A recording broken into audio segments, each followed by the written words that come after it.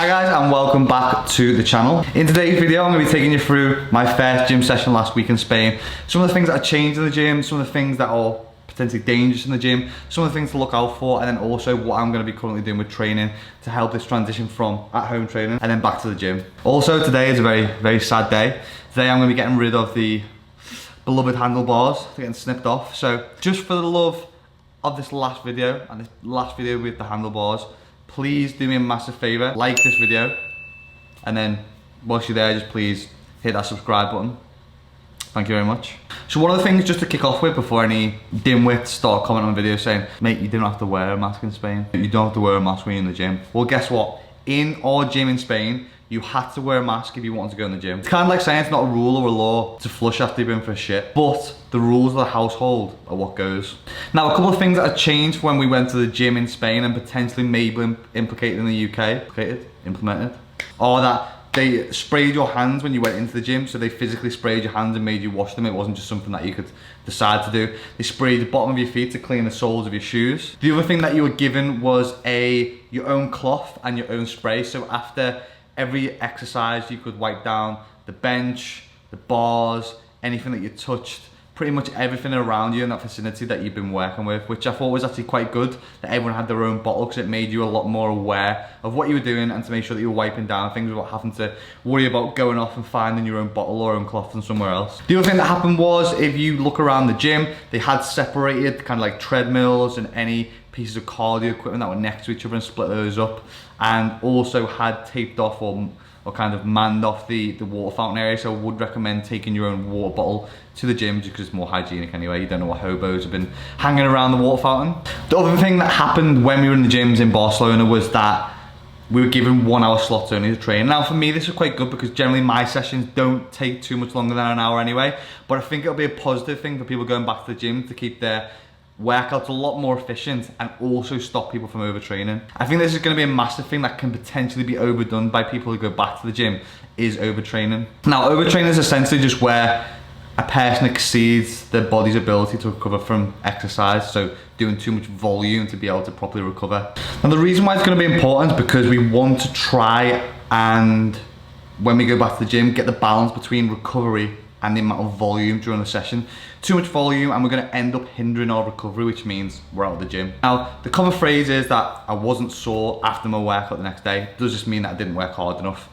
And now let me use a little analogy to put this into perspective to kick off with, because who doesn't love a good analogy and some toilet jokes? Measuring the quality of your workout on the basis of the metric of being sore is kind of like measuring the enjoyment of your toilet break on how sore your arsehole is. Just not a valid measurement. And I can't pinpoint exactly where this phenomenon has come from, but I'm pretty sure it's fueled by PTs and online coaches whose main focus is to crush the clients into the ground and assert their authority and make the dick hard. So when we go back to the gym, we want to have some kind of strategy or some kind of program in place that is going to allow us to transition from home training, where the demand is a lot lower, to then going back into the gym, being this different environment with pieces of kit, with machines, and a lot higher demand.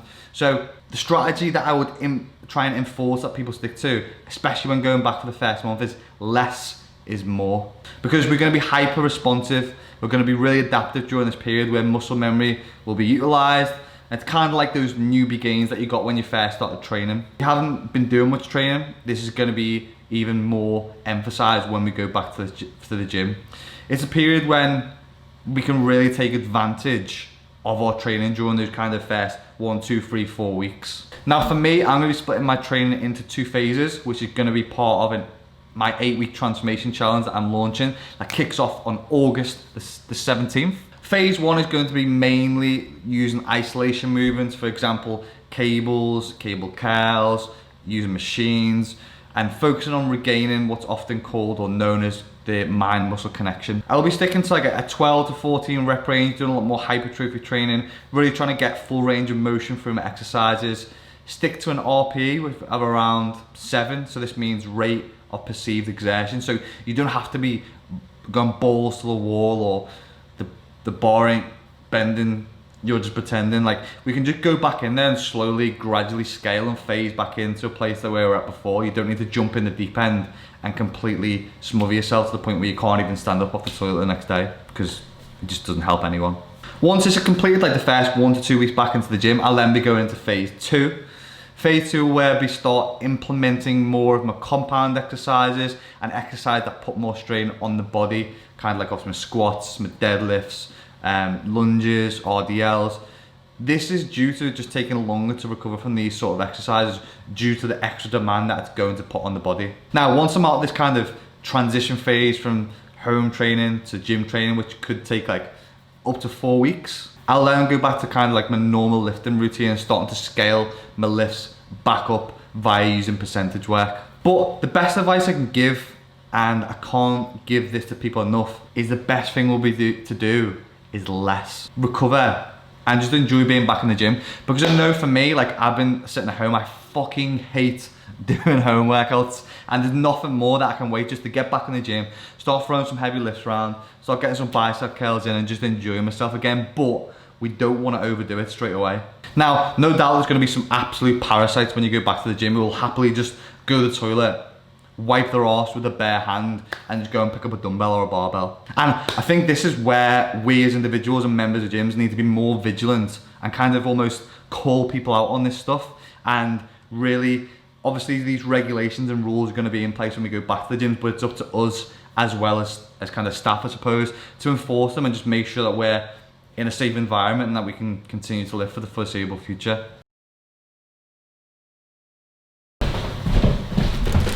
Now, the other thing that I want to just quickly touch on is masks. So I know, and I think, bear with me if it's not, but in the UK we don't have to actually wear them whilst we're exercising. We just have to maybe wear them when we're walking in.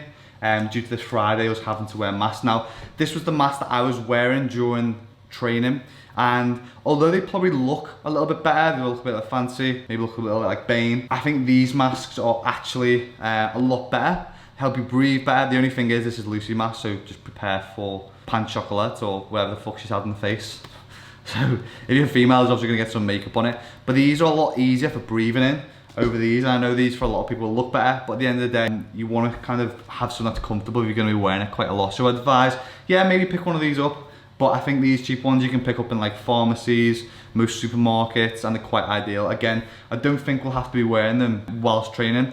One thing I will say is that whilst I was training using this, it was quite difficult. However, I was working at a lower RPE scale. I wasn't completely pushing my training. I wasn't doing anything where I was doing aerobic, jumping around. I was just doing basic lifts, so it wasn't too bad to wear the mask. Now, one of the other tips that I'll probably give people is to, if you're going to a gym that has a booking in system, then obviously utilize that. However, if it's more like a free-for-all almost, and there isn't that kind of schedule in place, I would recommend, if your schedule or your work schedule allows for it, to try and obviously look and optimize the times where there's not as many people going, just so you can get around the gym and do a lot more. The other thing that I would definitely do is, as I've just been speaking about my training schedule, in my next YouTube video, I'm going to be giving you a full run through of my phasing program from home training back to the gym, which is going to be like a 4-week phasing program and then a 4-week lifting cycle. I would definitely recommend going back to the gym with some kind of strategy program in place that you can stick to. One, not just because we want to obviously get the right amount of volume in and optimize recovery, because we don't want to mitigate our gains when we're going back to the gym, and we don't just want to be like aimlessly roaming around just doing lifts and possibly overdoing it. We want to stick to something that's kind of like routine, that's going to help us improve, but also take advantage of this hyper responsive period whilst not getting injured or slowing down recovery.